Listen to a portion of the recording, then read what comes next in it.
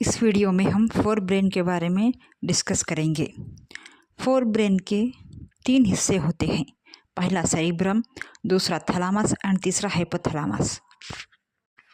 पहला सेरिब्रम, ये ब्रेन का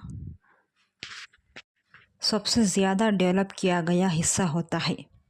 ये ब्रेन के 2/3 हिस्से को कवर किया हुआ होता है। सेरिब्रम में 2 सेरिब्रल हेमिस्फीयर होते हैं जो सेरिब्रम के डॉर्सल सरफेस पे होते हैं, और इन सेरिब्रल हेमिस्फीयर में मेनी रिजेस एंड ग्रोव्स होते हैं जिसे हम सुल्सी कहते हैं।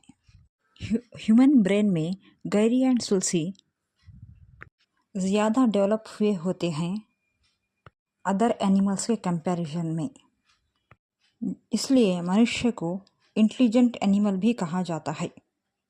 और इन 2 सेरिब्रल हेमिस्फीयर के दरमियान एक लॉन्गिट्यूडनल ग्रो होता है जिसे हम मीडियन फिशर कहते हैं, और जो लेयर सेरिब्रल हेमिस्फीयर को कवर की हुई होती है इसे हम सेरिब्रल कॉर्टेक्स कहते हैं, और इसे ग्रे मैटर भी कहा जाता है। और ये ग्रे मैटर नर्व सेल की सेल बॉडी से बना हुआ होता है, जबकि वाइट मैटर माइलिनेटेड एक्सॉन से बना हुआ होता है। सेरिब्रल कॉर्टेक्स में मोटर एरियाज और सेंसरी एरियाज होते हैं, और कुछ ऐसे रीजन्स होते हैं जो ना कि सेंसरी होते हैं और ना तो मोटर होते हैं। ऐसे रीजन्स को हम एसोसिएशन एरियाज कहते हैं, जो हमारे ब्रेन के कॉम्प्लेक्स फंक्शन जैसे मेमोरी एंड कम्युनिकेशन के लिए रिस्पॉन्सिबल हैं। एक सेरिब्रल हेमिस्फीयर 5 हिस्सों में डिवाइड किया गया है, जिसमें frontal lobe, parietal lobe, temporal lobe, occipital lobe and insula lobe हैं।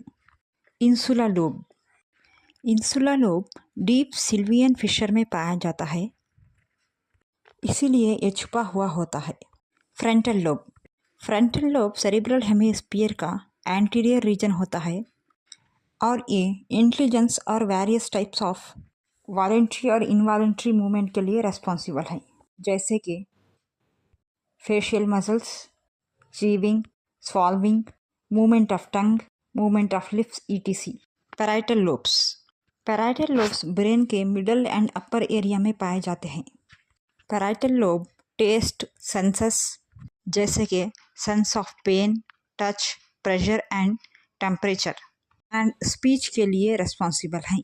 टेम्पोरल लोब हियरिंग और स्मेल की क्षमता को कंट्रोल करता है और हमारे ऑडियो विजुअल इवेंट्स को रिकॉल करने में मदद करता है। यानी जो भी चीज़ हम एक साथ सुनते और देखते हैं ये टेम्पोरल लोब की मदद से हमें याद रहती है।